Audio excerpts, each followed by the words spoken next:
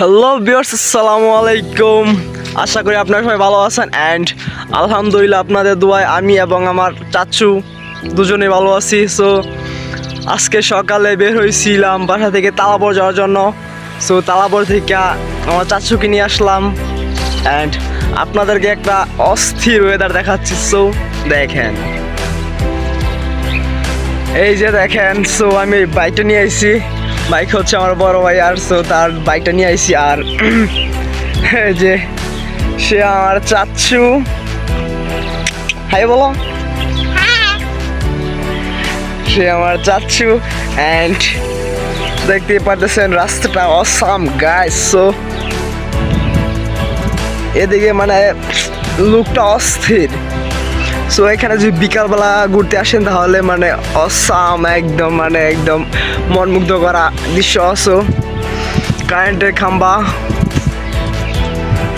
মানে এদিকে সকালবেলা এই জায়গাটা মানে একদম অসাম লাগছে আমার কাছে। মানে এইরকম শান্তিপ্রিয় আমার কখনো লাগে না। মানে আজকে মানে এখানে দাঁড়ায় থাকলেও মানে যে একটা বাতাসটা আসে, মানে অসম, মানে বলে বোঝানো যাবে না। সকালবেলা ঠান্ডা ঠান্ডা বাতাস, প্রাকৃতিক বাতাস, তো অসম বললেই চলে। অ্যান্ড এই মানে আশেপাশের যে দৃশ্যটা আছে এটা দেখলেও মানে মনটা ভরে যায়। কারণ সকালবেলা এখানে যদি হাঁটতেও আসেন তাহলে আপনার মন ভরে যাবে। কারণ হলো গা রাস্তাটা সেই এদিকের, আর হলো আশেপাশে এই যে গাছগুলো, মানে মটকা গাছ, বট গাছ, মানে বাটপাতা গাছ, যে যায় মানে যেটাই বলে আর কি, এই গাছগুলোর জন্য আরও অসাম দেখা যায়। সো রাস্তার সাইডে অ্যান্ড এদিকে পরিবেশটা অনেক শান্তিপ্রিয়, মানে তেমন গণবসতি না, খুব পাতলা পাতলা।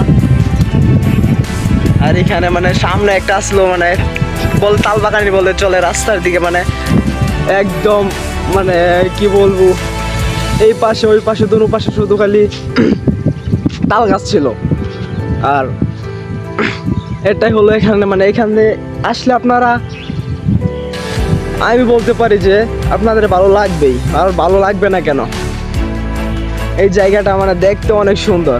জায়গাটা হলো গাদুমিয়া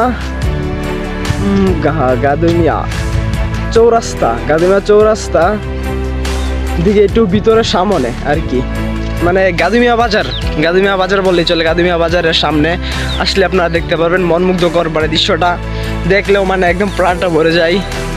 সো ওই যে আজকে আমি একা আসছি, সো তাই আর কি ব্লগ করতে পারি নাই। নেক্সট টাইমে আমার সঙ্গে একজন থাকলে তারপরে ব্লগ করে আপনাদেরকে ফুল রাস্তাটা দেখিয়ে দিব। সো ইদানি কিছুদিনের মধ্যেই এই ব্লগটা পেয়ে যাবেন। সো আজকে এই পর্যন্তই, আল্লাহ হাফেজ।